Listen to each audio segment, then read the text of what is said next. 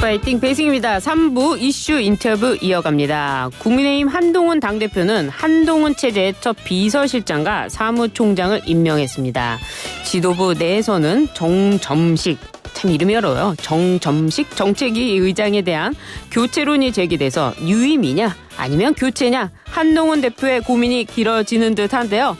당내에서는 새 지도부 인선 과정을 어떻게 바라보고 있을지 윤희석 국민의힘 선임 대변인 전화 연결해 자세한 이야기 들어보겠습니다. 나오셨습니까? 네, 안녕하세요. 네.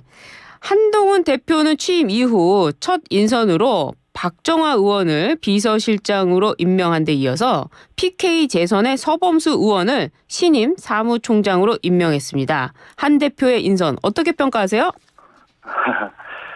인선에 대해서 뭐 평가한다기보다는 일단 당내 평가가 네.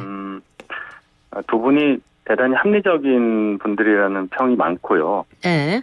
인품이라든지 그동안 보여준 의정 활동 과정에서의 능력 이런 네. 것들이 많이 인정되는 그런 분들이라는 평가가 많은 걸로 봐서는 굉장히 잘된 인사라고 저는 개인적으로 봅니다. 아, 그렇습니까? 이 정점식 정책위 의장 유임과 관련해서는 교체론에 좀 힘이 실리고 있는 모양새인데요. 친한계 지지자들이 친윤 인사들을 공격해서 정점식 위원장은 SNS 계정을 비공개 전환하기도 했습니다. 이런 일들이 좀 일어나고 있는데 정점식 의장이 유임할 거라고 보세요? 그건 뭐 당대표의 권한이 되겠죠. 일단 임명 권한이 당대표에게 있으니까 예. 그것은 이제 당대표의 뭐 결정 사항이 될 텐데 예.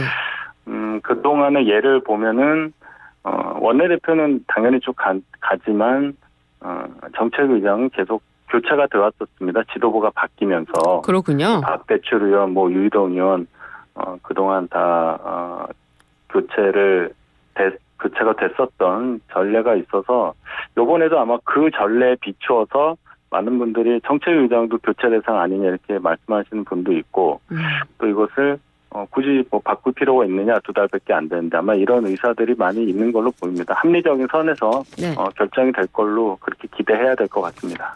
그래요. 근데 뭐 합리적인 걸 떠나서 일단 정정식 정책위원장이 친윤으로 뭐 이렇게 분류가 된다면 이게 지금 한동훈 대표와 또 친윤계 갈등이 아니냐 이렇게 보는 시각도 많거든요. 어떻습니까?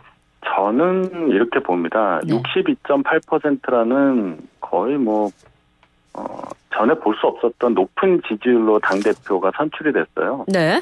그렇게 선출된 당대표가 이제 임기를 시작하는 마당에 또 그렇게 당대표를 선출해 주신 당원들과 지지자들 앞에서 네. 어떤 이런 인사와 관련한 그 당내 갈등은 있어서는 안 되고 있을 수도 없다. 저는 그렇게 생각합니다. 그래요. 이게 좀 내관이 될 것 같은데 한동훈 대표가 어떤 결정을 할 것 같습니까? 정점식 의장을 사퇴시킬까요? 글쎄요. 저는 제가 합리적이라고 말씀을 드렸는데 네. 당내 의견을 잘 수렴하는 과정이라고 봐요. 아직까지 결정이 안 나고 있지 않습니까? 예. 그러면 많이 고민 중이라는 걸로 볼 수밖에 없는 거고 그렇다면 의견 수렴을 계속 하는 중이라고 봐야 되겠죠. 그래요.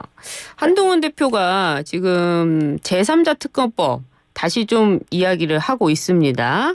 예. 예, 당내 이견이 많았는데 이거는 어떻게 지켜보고 계십니까?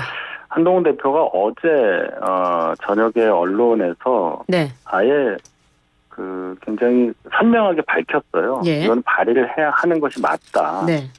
본인이 이것을 들고 전당대회에 나와서 당선이 됐고 그런 상황에서 이제 민주당에서는 계속 이것을 세 번째, 네 번째, 다섯 번째 안 되면 계속 특검법 발의하겠다고 이 쳇바퀴 돌듯이 똑같은 상황을 연출하는 상황이 이어지는데 네. 그렇다면 이것을 끊기 위해서는 제3자 뭐 대법원장이 지명하는 방식의 특검이 필요하다. 본인이 그것을 중진 의원들께 설명을 했더니 많이 수긍을 하신다 이런 얘기까지도 했거든요. 네.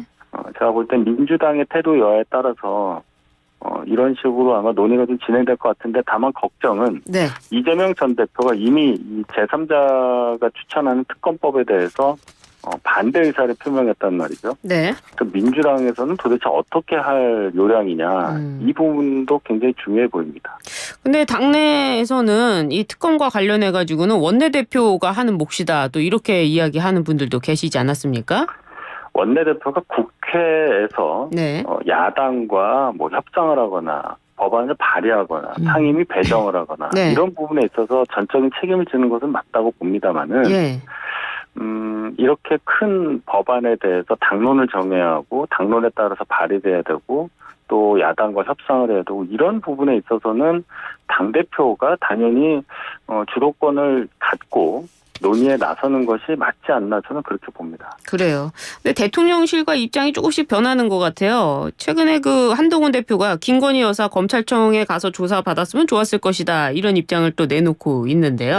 네. 이게 벌써 윤 대통령과 한동훈 대표와의 어떤 차별화를 하는 겁니까? 한동훈 대표가 국민 눈높이라는 말을 자주 쓰시는데 네. 그런 차원의 원론적인 지적이었다고 저는 생각합니다. 경호 차원에서 저는 네.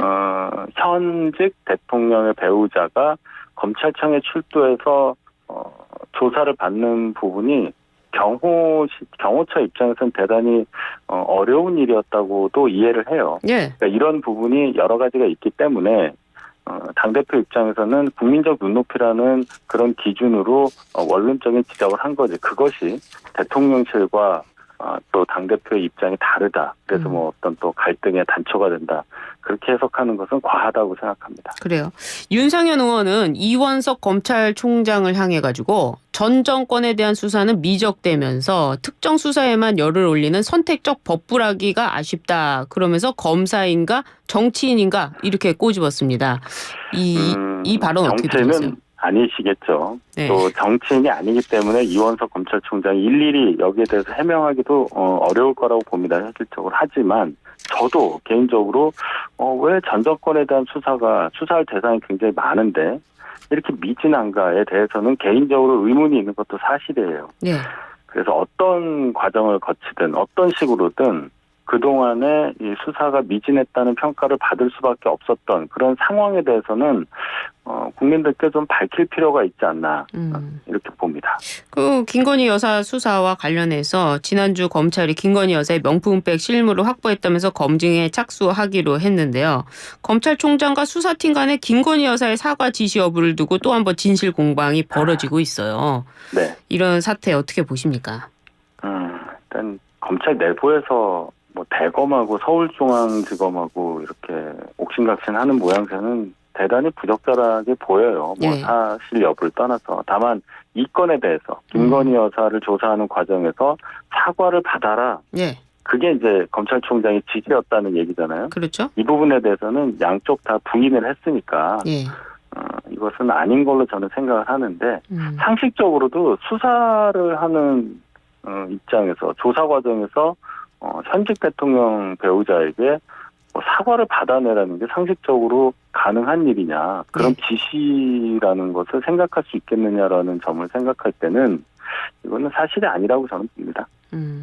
한동훈 당대표는 김건희 여사가 좀 나가서 수사를 받았으면 했고 또 총선 전에는 사과를 했으면 하지 않았습니까?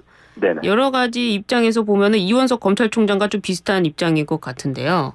네. 이게 국민 눈높이라고 생각을 하시나 보네요. 어떻습니까? 당과의 입장과는 좀 다른 것 같은데. 그러니까 당은요. 예. 당은 이제 민심을 예민하게 가장 최일선에서 받아들여서 정치적인 메시지를 발산해야 하는 조직입니다. 네. 그렇기 때문에 어떤 면에서 보면은 국민 눈높이라는 그 기준으로 모든 말을 해야 하는 그런 조직이죠.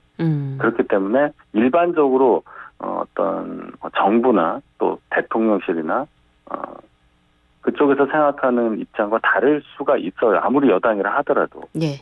그런 차원으로 이해를 한다면 예. 자꾸 이 갈등이 불거지는 그런 방향으로 보시는 것과는 조금 해석이 달리 나올 수 있지 않을까. 대통령실과는 좀 입장이 다를 수 있다. 뭐 이 말씀이시네요. 네네. 알겠습니다. 권성동 국민의힘 의원은요. 임성근 전 해병대 1사단장 구명 로비와 관련해서 김규현 변호사가 접촉한 야당 의원은 장경태 의원이다 하면서 사기 탄핵 게이트라고 발언을 했는데요. 네. 이에 장경태 의원은 김건희 여사 게이트를 막으려는 여당의 방탄 공작이다 이렇게 반박을 했습니다. 이 논란 어떻게 보십니까? 민주당에서 이런 식으로 자꾸 막 의혹 제기하고 하시던 대표 선수들을 보면 예. 본인들의 의혹을 뭐 마음껏 제기하면서 본인들과 관련된 얘기에 대해서는 역으로 또 거의 뭐 공세를 역으로 하면서 굉장히 뻔뻔한 입장을 많이 보여요. 네. 이 사안에 대해서는 권성동 의원이 가지고 있는 증거, 사실관계만으로도 충분히 의혹이 제기 가능하죠. 예. 이 의혹, 김규현이라는 변호사, 이분이 처음 이 논란을 촉발시킨 분이잖아요. 그러면 이 사람하고 접촉을 한 게 민주당 현역 지도부이면서 재선 의원이다. 그렇다면 당연히 그 관계에 대해서 의혹을 가지고 물어볼 수 있는 거죠. 만약에 이러한 상황이 저희 당에서 있었다면 민주당에서 가만히 있었겠습니까? 이 반대를 생각해 보면 지금 장경태 의원이 답변하는 것은 대단히 그는 논리적인 근거가 없다. 제대로 얘기를 해야지 이걸 역으로 김 여사 게이트를 막으려는 저희 당의 방탄공작들 이렇게 얘기하는 건 말장난이라고 생각합니다. 지금 이 말씀과 관련해서 그런 궁금한 점은 지금 이 해병단장 구병 로비와 관련해서 이게 해병대와 특검법과도 좀 연결이 되는 거 아닙니까? 네. 그런데 왜 한동훈 대표는 제3자 특검법을 발의하자고 하는 거죠? 이것이 만약에 지금 권성동 의원대로 사기 탄핵 게이트다라고 하면 특검법을 할 이유가 없는 거 아닙니까?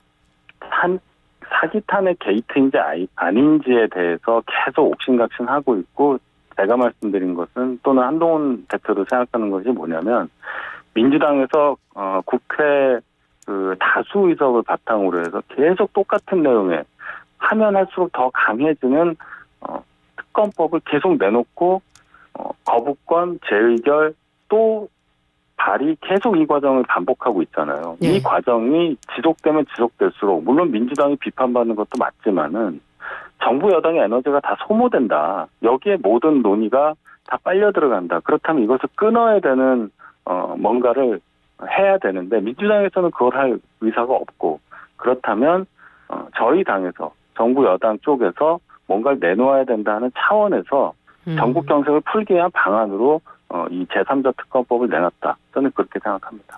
그렇다면 나머지 특검법, 뭐 한동훈 특검법이라고 불리는 것도 있고요. 뭐 조금 있으면 김건희 여사 특검법도 나오고 할 텐데 그에 대해서도 이런 대응을 하게 되는 겁니까? 김건희 여사 특검법 뭐 두 가지 정도 얘기가 되는데 거기에 대해서는 특검법이 필요 없다는 입장을 어제 확실하게 한동훈 대표가 밝혔습니다. 도이치모터스 사건 관련해서는 이미 항소심이 진행되고 있어서 부적절하다. 그리고 명품백 관련해서는 사실관계가 어느 정도 확정이 됐기 때문에 이 또한 특검법이 필요 없다. 이렇게 얘기를 했습니다. 특검법마다 좀 다른 입장이다 이 말씀이시네요. 그렇습니다. 네. 네네. 윤 대통령 탄핵 청문회 증인으로 채택된 김건희 여사와 이원석 총장 등 증인들이 불출석을 했습니다. 이에 대해 정청래 법사위원장은 고발을 포함한 법적 조치에 나서겠다고 하는데요. 불출석 증인에 대해 어떤 법적 조치를 할 수 있는 거죠? 고발 외에는 방법이 없는 걸로 저는 알고 있습니다. 그것이 국회 증언 등 감정법에 따르면 국정감사나 국정조사의 경우에는 동행 명령이 가능해요. 근데 청문회는 그것도 안 됩니다. 안 되는데요. 물론 정당한 사유가 없이 출석을 안 하면 뭐 징역 3년 이하, 뭐 1,000만 원 이하의 벌금 뭐 이렇게 무시무시한 형벌이 거기에 적시돼 있긴 한데, 예. 다 그 불출석 사유에 대해서 소명을 한 걸로 알고 있고, 그렇기 때문에 정청래 의원이 지금 이 청문회 관련해서 소위 말하는 원맨쇼를 하고 있지만 네. 방법이 없다. 방법이 없다. 네, 엄포에 불과하다고 저는 봅니다. 알겠습니다. 민주당은 이상인 방통위원장 직무대행에 대한 탄핵안을 발의했습니다. 그러자 이상인 직무대행은 바로 사퇴를 결정했는데요. 법에도 없는 헌정사상 초유의 탄핵이라는 비판도 나오고 있는데 계속해서 이 방통위의 업무를 수행하지 못하게 하는 이런 식의 방식, 이 국민의힘으로서는 방법이 없는 겁니까? 저희 입장에서 방법이 없죠. 다만 없습니까? 민주당이 얼마나 전략이 없는가 이렇게 보면 예. 직무대행을 탄핵하고 싶은데 그게 안 되니까 직무대행에 대한 탄핵이 가능하도록 하는 법률안을 내놓은 게 민주당이에요. 예. 이게 통과도 되진 않았고 법률이 성립되지 않았는데 입장을 바꿔서 아예 그냥 법이 없는 상태에서 해석만으로 탄핵안을 발의를 했다는 이러한 비논리성에 대해서는 충분히 비판받을 만하고 지금도 비판을 받고 있죠. 그래요. 대단히 무도한 행태를 지금 민주당이 보이고 있다. 네. 이 정도로 생각합니다. 민주당이 이진숙 방통위원 후보자에 대한 청문회도 굉장히 오래 했습니다. 이례적으로 오래 했는데 또 자격이 없다 이렇게까지 이야기를 했습니다. 대통령은 임명 강행할까요? 저는 당연히 임명하신다고 봅니다. 그걸 알기 때문에 민주당에서 초유의 3일 청문회를 했고 네. 뭐 대전까지 가서 10년 정도 전에 썼던 법인카드를 뭐 검증하겠다 이런 소위 말하는 보여주기식 행보를 했는데요. 네. 이 청문회 과정을 보니까 민주당 의원들이 전혀 이 청문회에 대한 준비를 안 하고 공부를 안 했다는 게 보여졌습니다. 그래요? 계속 사흘 내내 법화 얘기만 하고요. 그거는 얘기하기 쉽죠. 자료를 왜 안 냈냐, 그때 왜 그걸 샀느냐. 그런 얘기를 국민이 원하는 게 아니지 않습니까? 방통위원장으로서 어떤 방송통신 정책을 펼칠 거냐. 예.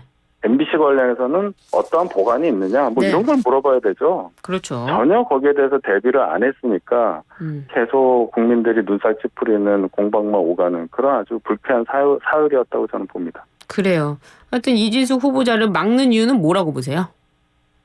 결국은 MBC 운영진, MBC 사장 교체 관련한 거 아니겠습니까? 그 방송사법이라는 것도 따지고 보면 KBS법, MBC법, EBS법, 거기에 방통위법 이 4개인데 네. 그만큼 MBC라는 방송사에 대해서 민주당이 애정을 갖는 이유, MBC를 지켜야 한다는 이유에 대해서도 예. 역으로 생각해보면 너무나 정파적인 거예요. 어떤 겁니까? 방송을 이용해서 본인들의 정치적인 입장을 계속 호도하고 그것을 기반으로 정치적 이익을 얻겠다는 거 아니겠어요? 그럼 방송의 중립성, 객관성이라는 대전제를 무시하겠다는 건데 과방에 있는 민주당 의원들 잘 보면 언론에 종사하셨던 분들이 많아요. 이분들이 진정 언론인으로서의 사명에 대해서 제대로 이해하고 일을 했었던가 여기에 대한 지적도 충분히 있어야 한다고 봅니다. 그래요. 알겠습니다. 지금 그 민주당에서 또 개혁신당에서 윤 대통령의 임기 단축, 개헌에 대해 언급하고 있어요. 사실 이렇게 개헌을 가면요. 이게 공화국이 바뀌지 않습니까? 그러면은 네. 국회의원들도 새로 다시 뽑아야 되는데 이런 논의 이거 해야 된다고 보세요? 국회의원 국회의원 다시 뽑는 거는 생각 못한 건 아닐까요? 거기까지 생각했는지는 모르겠어요. 자, 국민은 5년 임기의 대통령을 선출했습니다. 예, 그것은 대통령으로 선출된 분도 국민의 뜻을 본인 마음대로 바꿀 수가 없는 겁니다. 그렇죠? 예. 이걸 바꾸려면 국민의 뜻을 확인하는 게 원칙이고 절차도 엄중하게 진행돼야 하는 것을 우리 모두가 잘 알고 있습니다. 그런데 국민의 의사를 제대로 묻지도 않고 국민이 이미 결정한 것에 대해서 임의로 바꾸자 얘기하는 것은 국민에 대한 예의가 아닐 뿐더러 이것은 정치 전반의 상황을 볼 때 또 다른 갈등을 만들 수 있는 그러한 아주 위험한 발상이라고 저는 생각합니다. 그래요. 알겠습니다. 이와 관련해서요. 대통령실이 제2부속실 설치 착수에 들어갔다라는 보도도 나오고 있는데요. 어떻게 보십니까? 대통령께서 검토하겠다고 말씀하셨고 이것을 실행에 옮긴 거니까 국민께 약속한 대로 하는 것이다. 좀 늦은 감은 있지만은 제2부속실이 설치가 되면 더 이상 이제 대통령 배우자에 관련된 의혹이라든지 이런 공방이 없어질 걸로 기대하는 것이 지금의 상황입니다. 그렇군요. 알겠습니다. 오늘 말씀 감사합니다. 네, 고맙습니다. 네, 지금까지 윤희석 국민의힘 선임 대변인과 함께했습니다.